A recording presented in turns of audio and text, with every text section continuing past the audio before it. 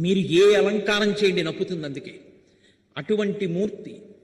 ఆయన అన్నాడు లక్ష్మీదేవితో, ఇక్కడే నేను ఉండాలి లక్ష్మి, నేను రాను. ఎందుకు రానో తెలుసా? వైకుంఠానికి ఒక కారణం ఉంది. కలియుగంబున ప్రజలు పాపకర్మంబులాచరించి పాపకర్మ ప్రభావంబున రోగాది దుఃఖములు కలుగగా తాళలేక మొరలు పెట్టి నన్ను పిలువ, వారిని బ్రోవకుండగా విడుచుట నాకు పాడి కాదు.